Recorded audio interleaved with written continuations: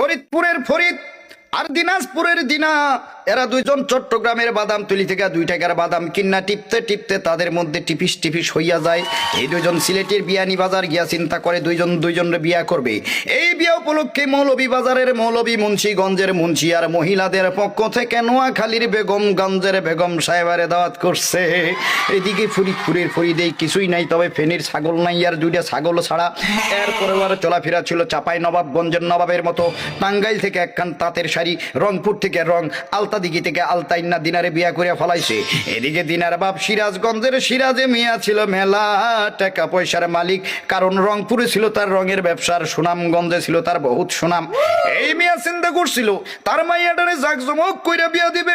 যেমন মাগুরা থেকে মাগুর মাছ, সাতক্ষীরা থেকে 7 মণ দুধ, কুড়িগ্রাম থেকে 20টা খাসি আর গাইবান্ধা থেকে 1 ডজন গাই আইনা, বরিশালের বরিনারু বানাইয়া, লালমনিরহাট থেকে লাল রঙের শাড়ি কিন্না, যশোর বেনাপুল থেকে বেনারসি আইনা, খুলনার বাগের হাটের বাগের মতো একটা পোলার লগে তার মাইয়ারে বিয়া দিবে। কথা বলেন, কথা বলেন। কিন্তু এই ফরিদ চুয়াডাঙ্গার চুয়া কথা কইয়া পটুয়াখালীর ভাষায় পটাইয়া পটাইয়া দিনারে বিয়া কইরা ফলাইছে। মনের দুঃখে সিরাজ মিয়া রওনা দিছে অজানা উদ্দেশ্যে। পাবনায় গিয়া পড়ছে ভাব নাই, নোয়াখালী আইসা চিন্তা করে খালি খালি কাইন্দা লাভ নাই। যাই ভোলাই গিয়া মনের দুঃখটা ভোলা যায় কিনা। ভোলা যাওয়ার পথে মাঝখানে বরিশালের ঝালু কাটিতে আইসা বেটার মনের ঝালটা আরো বেশি বাইরে গেছে। বলেন বাপরে বাপ, এ কথা বলে না, যারা বলেন ঠিক না বেঠে। এই খবর তো আর ঢাকা শহরে ঢাকা রইল না, খবরের কাগজ পত্র পত্রিকায় ছাপা হয়ে গেল। তার আগে এই ঘটনা চলে গেল জামালপুরের জামালের কাছে। জামালপুরের জামাল ময়মনসিংহের মমিনের মাধ্যমে ঘটনা জানাই দিয়েছে মানিকগঞ্জের মানিকের কাছে। মানিকগঞ্জের মানিক এত খারাপ লোক মনে হয় জন্মের সময় তার মুখে মধুপুরের মধু পড়ে নাই। এই বেড়া করছে কি, এই ঘটনা জানাই দিছে গোপালগঞ্জের গোপালের কাছে। গোপালগঞ্জের গোপাল করে কি, ব্রাহ্মণবাড়িয়ার ব্রাহ্মণ, নারায়ণগঞ্জের নারায়ণ, শিবপুরের শিব, হরিপুরের হরি, মহাদেবপুরের মহাদেব, পাবনার রাধানগরের রাধার, কৃষ্ণনগরের কৃষ্ণরে লইয়া হিন্দু ধর্মের প্রধান ঠাকুর গায়ে ঠাকুরের কাছে রওনা দিছে। এই কয়জন হিন্দু মিল্লা কুমিল্লা 14 গ্রাম থেকে আরো 14 জন হিন্দু সংগ্রহ করে একটা কমিটি গঠন করে বলে ঘটনার বিচার দিয়ে দাও গাজীপুরের গাজী সাহেবের কাছে। গাজীপুরের গাজী সাহেব বললেন আমি আপাতত ব্যস্ত আছি, আপনারা মির্জাপুরের মির্জা সাহেবের কাছে যান। মির্জাপুরের মির্জা সাহেব বললেন আমার নাতি নরসিংদীর নরাদম শেরপুর থেকে একসার চিনি চুরি করিয়া বগুড়া সারিয়াকান্দি থানায় আসামিদের মধ্যে সারিবদ্ধভাবে দাঁড়ায় রয়েছে, আপনারা আপাতত হাজীগঞ্জের হাজী সাহেবের কাছে যান।